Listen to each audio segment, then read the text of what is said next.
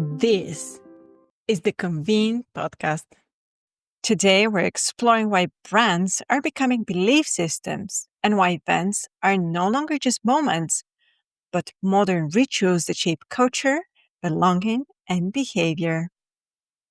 My guest is José Luis Piñeiro, cultural strategist, philosopher, and design executive officer at HD Human Design Doing.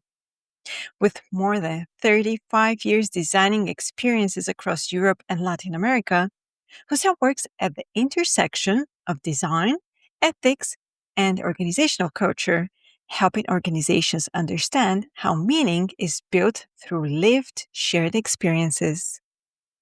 Fresh from the Convening Latam stage, we talk about events as behavioral architecture, what culture risks losing in an AI-shaped workplace, and why the future of events belongs not to bigger screens, but to deeper human connection. We start now. Hi, Jose, and welcome to the Convene podcast. Thank you so much, Maggie. I'm very happy to be here. Well, thank you. And you just wrapped a keynote at Convening Latam. So Yeah, tell us what stood out for you at the event. it was great. The energy of Latin people is great. I'm from Spain, living in Mexico for the last 30 years. It's a pleasure to join both worlds, the European and the Latin American one. I feel great, and the people are so warm, and I have spent a very, very nice time there. That's wonderful to hear. And what stood out to me was the title of your keynote. It was very bold. You called Yeah. it Brands Are Modern Religion, Events Are Their Rituals. So, what experiences led you to that framing? I believe brands are replacing institutions that once gave people some meaning, like religions, political parties, even family structures. And people are no longer only buying products, they are buying identity, belonging, emotional safety, and shared narratives. And I think the events have become the rituals where those beliefs are experienced physically. The idea of observing something very simple, people no longer gather only around faith or ideology.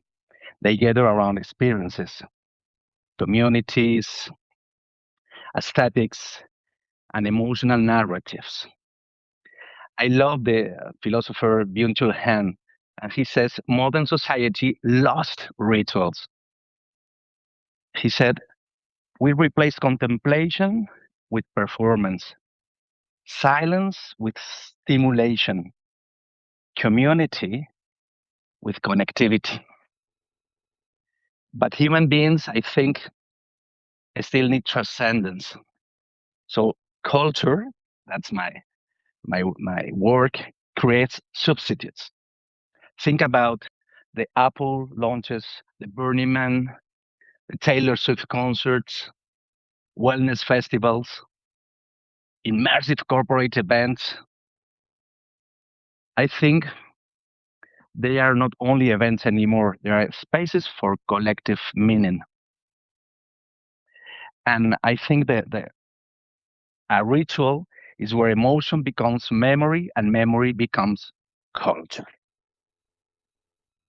I really love it. And I think you explained it really, really beautifully. Oh, thank you. I wonder, did you actually observe some rituals at Convening Latam while you were there? I think it's more than a meeting, it's a community. I was surprised about the connection about people. That's for me, it's very important. It's not a transactional keynote, but also to connect with PCMA community. It was great, a great surprise for me. It's a special feeling, a special bond Yeah, that we all share. you have it. In a workplace shaped by AI and constant change, what part of culture is most at risk right now? I think that the most endangered thing today is depth. With artificial intelligence, we have hyper productivity, permanent stimulation, algorithmic distraction, emotional exhaustion, loneliness, despite connectivity. I think we are connected all the time, but rarely truly together. Thinking about the new generations, I think any present generation becomes better when it is capable to honoring the past and imagining the future positively. Gen Z is not only searching for entertainment, they are searching for coherence, emotional truth, spirituality, and belonging. Think about the sound healing experiences, astrology, ambient spirituality, emotional wellness, immersive music experience, aesthetic identity communities. In Quito, I saw the last album from Rosalia, Lux. And this album and this concert is very interesting because they are not people not consume the album only as music. They are experience almost an emotional atmospheres. I think the future of culture is not informational, it's emotional and symbolic. For event planners listening, how should they think about events not as moments, but as culture Yeah. infrastructure, something that shapes behavior over time? Most companies still think events are communication tools, but events are actually behavioral architecture. Events shape what people celebrate, what people repeat, what people remember, who belongs, what is emotionally rewarded. At my company, HD, we developed something called the Table of Cultural Elements, inspired by the periodic table in chemistry. The idea is very simple. Culture is not abstract. Culture is built from specific elements that interact with each other. We create this table because we believe culture works like chemistry. It's built through interconnected systems, leadership, stories, rituals, recognition, communication, ethics, spaces, onboarding, and more. Events are powerful because they activate many of these elements at the same time. That's why rituals are not soft activities, they are infrastructure for human behavior. And I have to say, for our listeners, you Yeah, show the actual table, yeah, that's and right. now I'll be happy to include the link in the show notes so they can have a look as well. The table helps organizations understand that culture is designed through repeated experience. Every meeting teaches leadership, teaches values, teaches identity, teaches belonging. That's really wonderful and very creative, I have to say. You touched on stories. So, how do stories turn Yeah. into shared beliefs inside organizations? And what role do life experiences play that digital content can't replicate? Stories become beliefs when they are embodied. We have plenty of digital contents. The digital content informs, scales, distributes, but life experience synchronize human energy, breathing together, the music, eye contact, collective applause, silence. The most powerful tool in a live narrative is silence. The quality of an event depends on the quality of the conversations. The quality of the conversations depends on presence and mindful attention.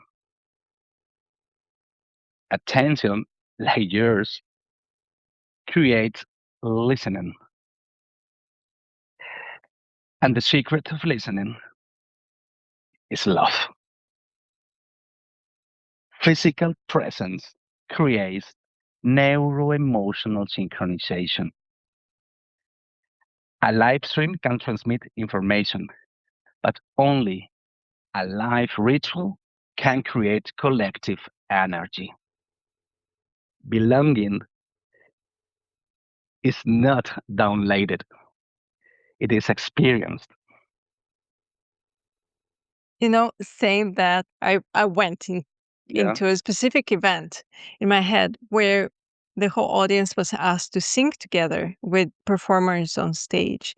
And it was such a powerful experience because we shared it. We did it together. Like you said, the breathing synchronizes the whole emotion of the music got really transferred in such a more deeper level than you can play it on your Yeah. phone and listen at home, but it's not the same when you sing alone. And after pandemic, we think people need to be more connected due to the remote work. So I think it's very important for the future to well design these rituals and these events for people connection. You're absolutely right. Can you walk us through a real example where a ritual or event format measurably shifted engagement, alignment, and behavior? Well, I have so much 35 years designing events. I'll choose one that was especially meaningful for me because it reflects a new direction of cultural transformation.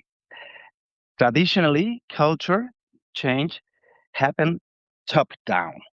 Senior leadership or management committee defines the purpose, mission, vision, values, manifesto, credo, principles. But in this case, a large consumer company asked me to work with 60 Gen Z influencers, men and women around 50 years old, to help transform the company's culture around agility. The three cultural aspirations were more agile, more bold, and more connected. The idea was not to create a subculture with these influencers, but to use this tribe as a catalyst for transformation. Instead of relying on the traditional corporate approach of competency models, mastery levels, and observable behaviors, we designed a 24-hour continuous indoor glamping jam. Oh, wow. Out of that experience emerged a completely different communication strategy. Instead of taking only about the driving forces of culture, we started taking about the restraint forces. Three symbolic monsters emerged for the process. For becoming more agile, the pyromaniac shadow. For becoming more bold, the balloon popping boss. For becoming more connected, the talent pruning boss. The goal of this event was not to attack the traditional culture, but to make visible not only the positive forces pushing change forward, but also the negative forces holding it back. Today, this narrative of the monster exists across the company's offices, plants, and distribution centers. And the entire idea was inspired by Kurt Lewin's force field analysis model. That's mean when you want to transform any reality, you cannot focus only in the positive driving forces, but also need to identify and dismantle the negative forces that resist change. So, if brands function like belief systems, that's powerful, but also potentially risky, right?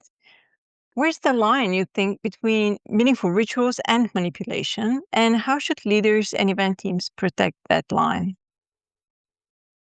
That's a difficult one. I think the line is intention. Manipulation exploits emotion, sometimes creates dependency, hides truth, extracts energy from people, from teams. Instead, the meaningful ritual, I think, creates dignity. It's designed to reinforce agency. As I said, builds connection. And the most important thing in the culture point of view, aligns values and actions. Simone Weil believed attention without domination is an ethical act.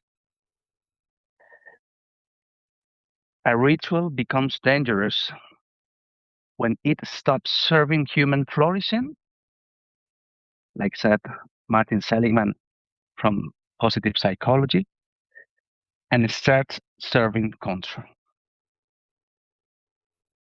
The ethical question, I think, is not can we influence emotion? I think the ethical question is why are we influencing it?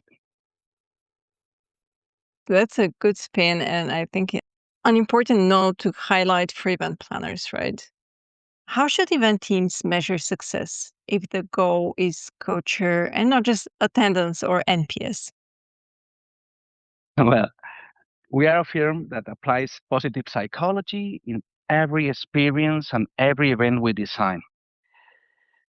That's why our main indicator is the happiness of people at work. It's very simple and ambitious. We use an app called Happy Force, which allows us pulse daily levels of happiness and engagement. We use it before the event, during the event, and after the event.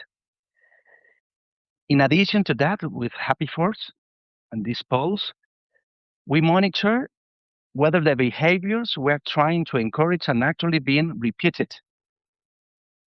We observe whether the narrative and the language are being adapted, whether trust and collaboration are increasing, also whether psychological safety exists, and whether people voluntarily participate in sharing pain points or ideas for improvement.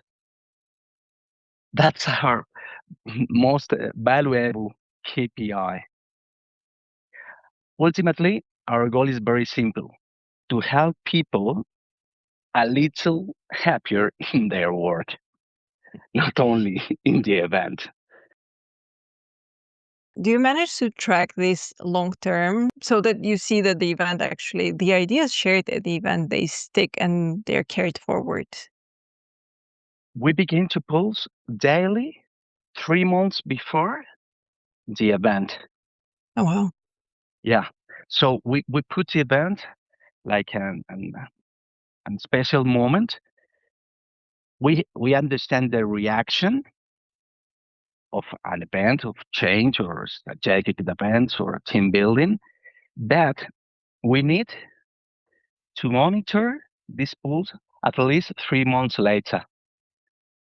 And if the client admitted, a year. To pulse the happiness and engagement for us is very important. And also assertiveness of sharing the pain points and their dreams.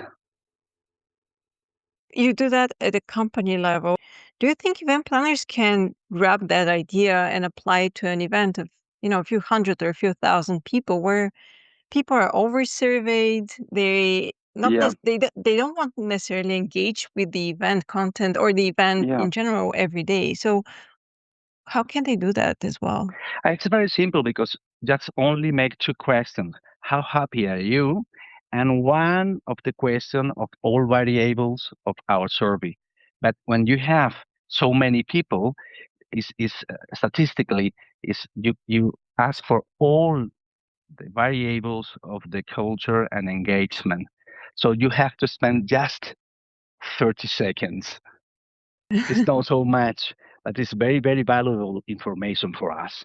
Also, to evaluate the event in a systemic point of view. Not only the objectives of the event, but also to make the narrative, the culture alive before and after. We will switch gears a little bit.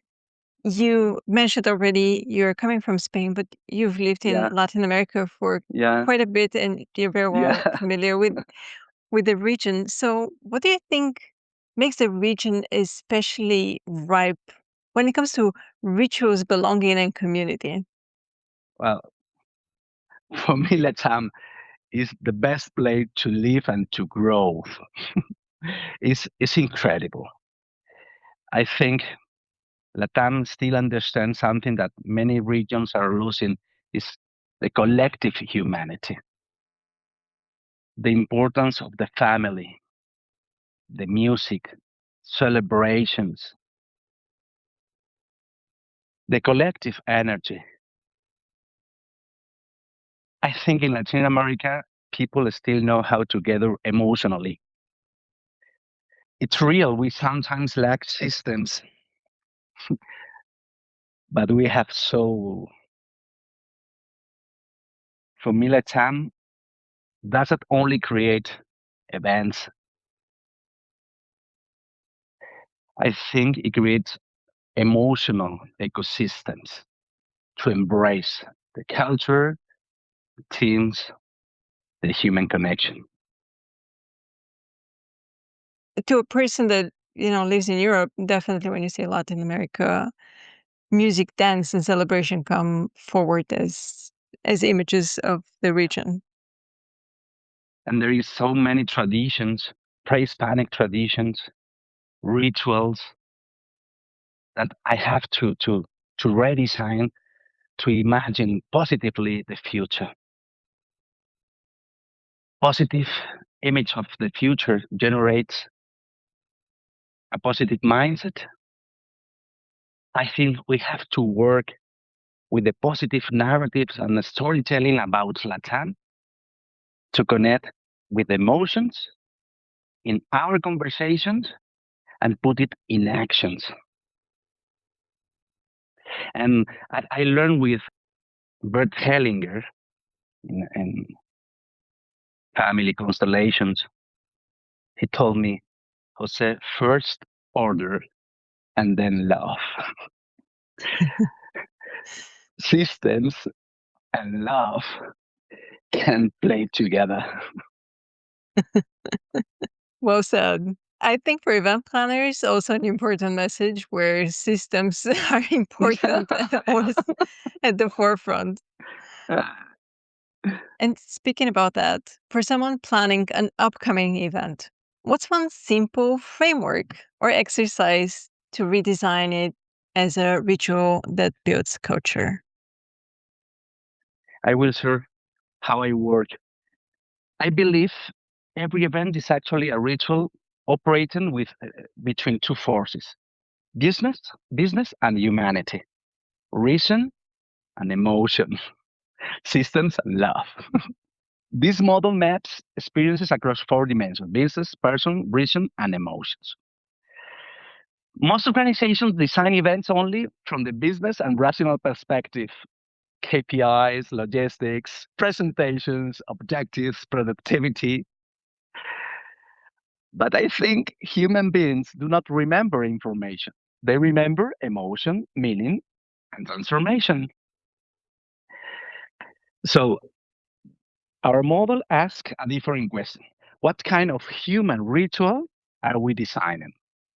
When you combine the two variables, business and person, with reason and emotion, six event archetypes emerge, each with its own emotional tone and narrative. The first one is the strategic events, where the dominant narrative is about winning the war, aligning people, making decisions, competing, surviving, moving forward together. On the opposite side, it's very important to understand the opposites to generate creative tension. We have the team building experiences, where what we are really searching is peace, creating trust from each other, emotional safety, and stronger human connections. There are change events when the purpose is growth, both for the business and for individual. This experience help people transitions to adapt to this change and evolve. And the opposite, we have other kinds of events that are more culturally oriented, where what we seek is to dream, to imagine, to transcend everyday work and reconnect with meaning and purpose of the company or the team.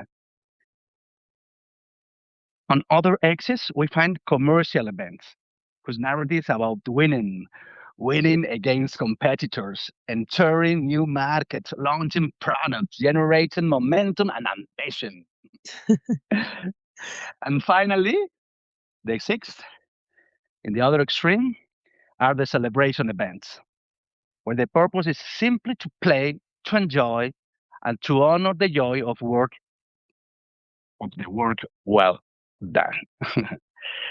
That's why each of these archetypes activate different emotions, behaviors, and different forms on belonging.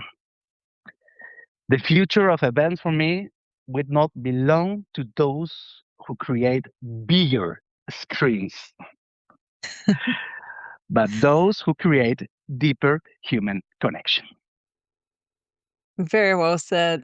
So, Jose, was there anything we didn't mention, but we definitely should before we wrap up? I began my career being economist, Wow. and at this time I am philosopher. And I told about Byung-Chul Han, but I would like to remember now again Simone Weil. She said, attention is the purest form of generosity. Rituals create collective attention. And I think attention today is the most scarce resource in the world. Most meetings transfer information, but rituals transfer meaning. I think that's the perfect wrap to our conversation. Jose, thank Oh, you so thank you so much. much. And see you next time in Latam. Remember to subscribe to the Convene podcast on your favorite listening platform to stay updated with our latest episodes. For further industry insights from the Convene team, head over to pcma.org/convene. My name is Maggie. Stay inspired, keep inspiring, and until next time.